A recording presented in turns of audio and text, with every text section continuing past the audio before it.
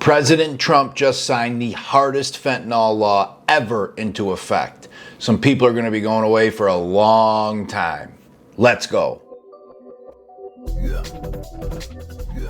Kyle Ruggieri, the sober dog, coming at you. Hardest fentanyl law ever. We're going to talk all about it. Before I get into it, if you aren't subscribed yet, please subscribe. Help the channel out. Really appreciate it. Leave a comment. Smash that like button. Can't thank you guys enough. Lazy boy Danny, say what up. So it's called the HALT Fentanyl Act.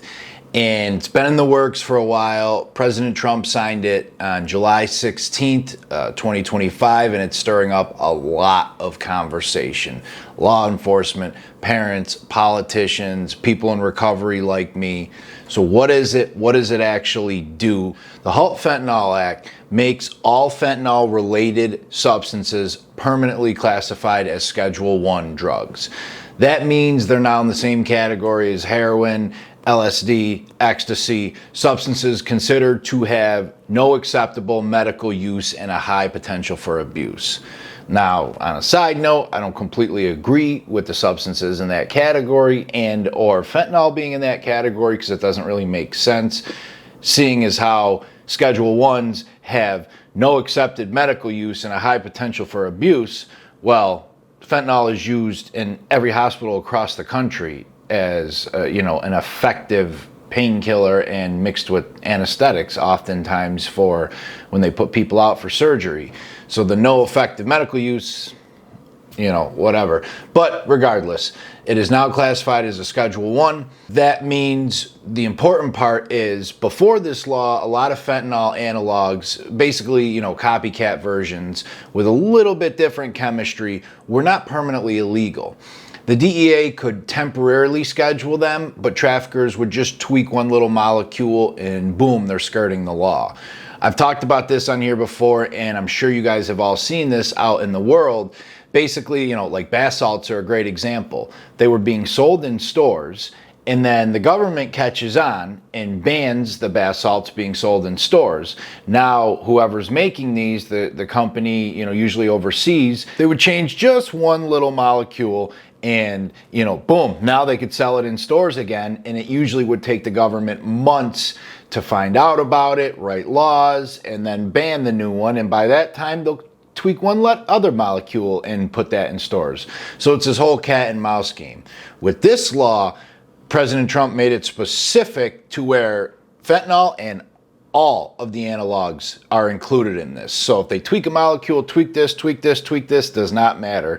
It's all incorporated in there. It's actually a really powerful tool in fighting the overseas manufacturers and the cartels that like to do that. The DEA and law enforcement are super happy about that. Now, here's where it gets more intense. Under the HALT Fentanyl Act, anyone caught with 100 grams or more of fentanyl or any of the analogs faces a mandatory minimum 10-year federal prison sentence. That's huge. And to put that into perspective, 100 grams of fentanyl is enough to potentially kill 50,000 people. Let that sink in. 50,000 people. That's why they're taking fentanyl very seriously. It is not just being considered a drug mixed in the street and mixed with heroin and opioids and, users using it. It's also being considered like a weapon of mass destruction potentially. If an adversary country could get fentanyl put in water supply, they could kill thousands of people at once. 100 grams, you could hold 100 grams in a baseball size, little tube or ball or whatever. It is a lot of fentanyl, but I'm saying like size wise for, a bad actor, it's not a ton for them to try to slip it in something around the world. So they're taking this, very seriously. Law enforcement is on board with that part of the law 100% and saying it is long overdue. So why people are praising this HALT Fentanyl Act, You know, let's be real, like I just mentioned, fentanyl is a weapon of mass destruction. This gives cops and prosecutors clear authority to go after, you know, dealers, traffickers, cartel, and overseas manufacturers of fentanyl. It's cutting down on legal loopholes from the chemistry games of changing this, changing that. It makes it easier to shut down pill mills overseas in China and Mexico, the two main ones. And it's sending a message that the U.S. is taking fentanyl very seriously. During the signing, President Trump literally said, quote, "The dealers are murdering our people and now we're fighting back." So yeah, it's tough talk, and some of the families who've lost loved ones, you know, to fentanyl are saying this is long overdue and a little piece of justice. Now here's where it gets complicated. The people that are critical of this law are saying it is very hard and tough talk on the legal side, which it is, nothing on the quote recovery side, so to speak. No new funding for detox centers, no support for community outreach, no educational programs, nothing helping people that are already struggling and or, you know, people wanting to get better on the street. They're saying that this is a lot of the 80s and 90s tough on drugs, war on drugs talk like they did with the crack epidemic in the 80s, that it's not going to help the problem. I personally think they're right with that, but this is a piece of it. Yes, to attack this problem, you need to attack multiple pieces. You need the legal, harsh legal part, but you need the help on the recovery side. You could stop all drugs from coming into this country tomorrow. Users are going to find a way to do something. They need help. They need resources, detoxes, rehabs, access to 12-step programs, access to whatever will help them. Medical assisted detox, doctors. You know, they need that part of it too.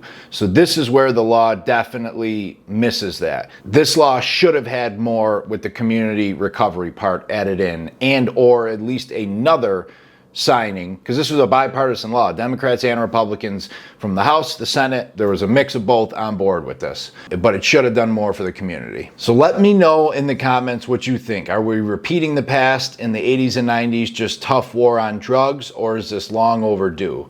My personal take, I think this is good. I think it's not just how it was in the past of, you know, war on drugs. We literally have other countries and cartels trying to destroy America with fentanyl.